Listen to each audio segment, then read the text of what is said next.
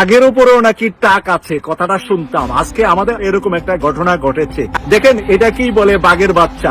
বাঘের বাচ্চা 10টা লাগে না, একটা হলেই 100 শিয়ালের বাচ্চা পালিয়ে যা। সাব্বাস, that's call the supreme leader. বাঘে মহিষে এক ঘাটে পানি খাওয়াইতে হবে। এক সপ্তাহে 2 বার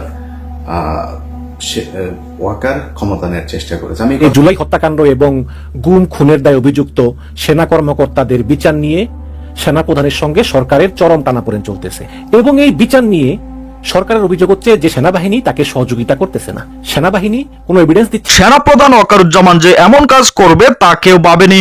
1 সপ্তাহের ভিতরে 2 বার ক্ষমতা দখল করতে চেয়েছিলেন সেনাপ্রধান ওয়াকারুজ্জামান। এইমাত্র ভয়াবহ তথ্য ফাঁস হওয়ায় এবার ফেসে গিয়েছেন ওয়াকারুজ্জামান। কি ব্যবস্থা নিয়েছে অন্তর্বর্তীকালীন সরকার আপনারা দেখলে অবাক হয়ে যাবেন। দর্শক, ডক্টর মোহাম্মদ ইউনূসের এই সিদ্ধান্তকে সকলেই প্রশংসা করছেন। বিস্তারিত দেখতে পাবেন এই ভিডিওতে। 1 সেকেন্ডও না টেনে পুরো ভিডিওটি দেখবেন। চ্যানেলে নতুন হলে সাবস্ক্রাইব করে রাখবেন পরবর্তী আপডেট পাওয়ার জন্য। ভিডিওতে একটি লাইক করে দেখতে থাকুন সম্পূর্ণ ভিডিওটি। 1 সপ্তাহে 2 বার ওয়াকার ক্ষমতা নেওয়ার চেষ্টা করেছে। আমি কথাগুলো কেন বলছি, কারণ এটা এই শেখ হাসিনা ধরেন গেল 15 বছর। আমি যদি শেষ 1 মাসের কথা ধরি, আপনাদের মনে আছে 19 বা 18 তারিখে আমি একটা ভিডিও করেছিলাম, বা 20 তারিখে, যখন ব্ল্যাক আউট চলছিল, যে শেখ হাসিনা পালিয়েছে। তো আমাদের কাছে যে তথ্য ছিল, আমি সেই তথ্যের বেসিসে তাকে বলেছি, তারা সেটার, আমাদের কাছে যে তথ্য আছে সেই তথ্য অনেক সময় যেটা বলা হয় সেটা পরিকল্পনায় পরিবর্তন হয়, আমাদেরকে যেটা জানানো হয় সেখানে অনেক সময় ভুল ভ্রান্তি থাকতে পারে।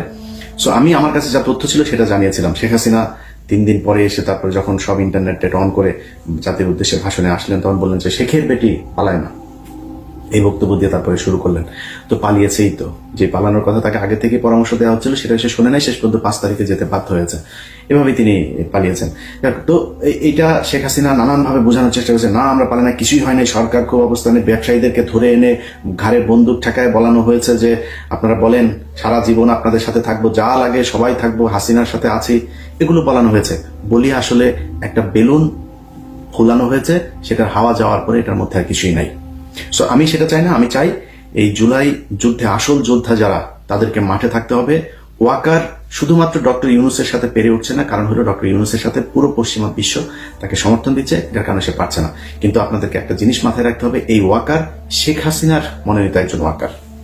এই পৃথিবীর ভেতরে, পৃথিবীতে এমন বিপ্লব কখনো হয় নাই যে শেখ হাসিনা রেখে যাওয়া, এই আপনার ফ্যাসিস্টে রেখে যাওয়া রাষ্ট্রপতি আছে, ফ্যাসিস্টে রেখে যাওয়া সচিবরা আছে, এখনো পর্যন্ত সেনাপ্রধান আছে।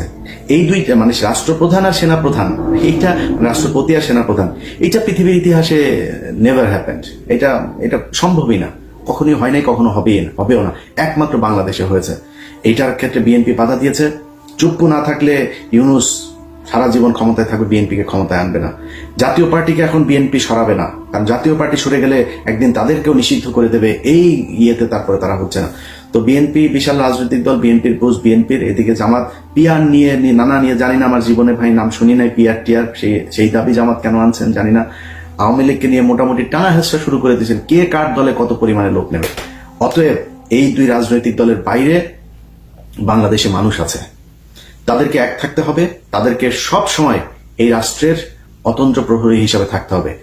আপনারা দেখেন যে আওয়ামী লীগের লোকজন, তারা এখন তাদের যেই কেবলা শরীফ, এই যে দিল্লিতে আছেন, দিল্লিতে বসে সারাদিন ফেন্সিডিল খান, মাঝে মধ্যে সোনাগাজীতে যান, গার্লফ্রেন্ড টার্লফ্রেন্ড বউ সব তো এখানে আছে। এখন তো ছাত্রদল যুবদলের ভাইয়েরা তাদেরকে গণিমতের মাল হিসাবে ভোগ করছেন।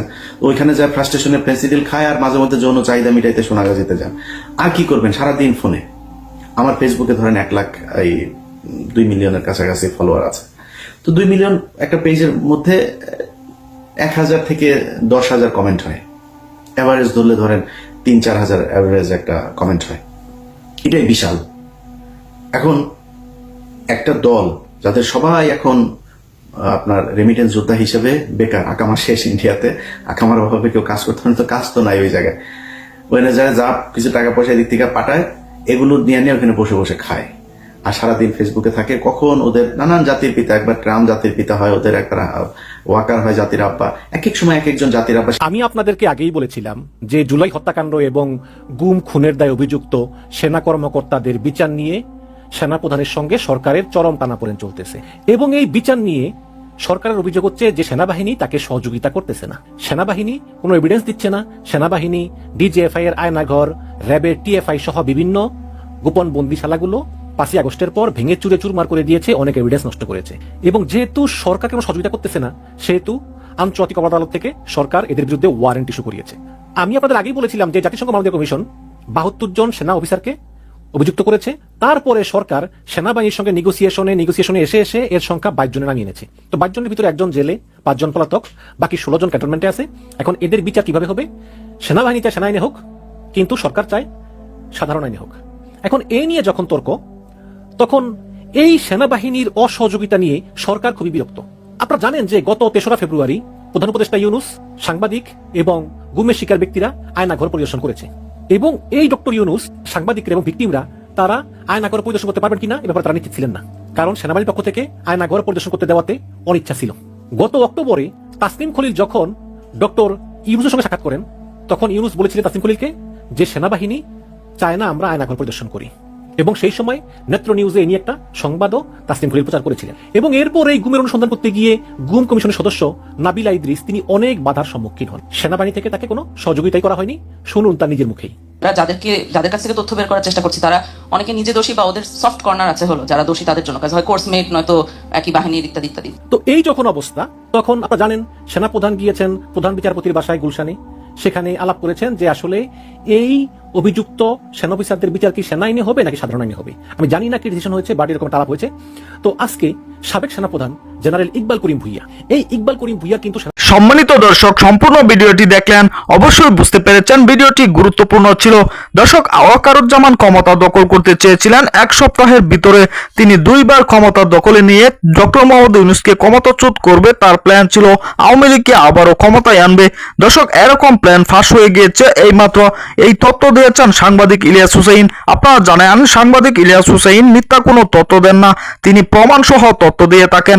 দর্শক, তার কথাগুলো আপনারা শুনেছেন। অন্যদিকে গুম, খুন, এমনকি গণহত্যার সাথে জড়িত থাকা সেনা কর্মকর্তাদের বিচার করতে দিচ্ছে না ওয়াকার। এইমাত্র এই তথ্য দিচ্ছেন আরেকজন সাংবাদিক। তিনি প্রবাস থেকে যে কথাগুলো বলেছেন সাংবাদিক ইলিয়াস হুসাইনের পাশাপাশি তার কথাগুলোও কিন্তু গুরুত্বপূর্ণ।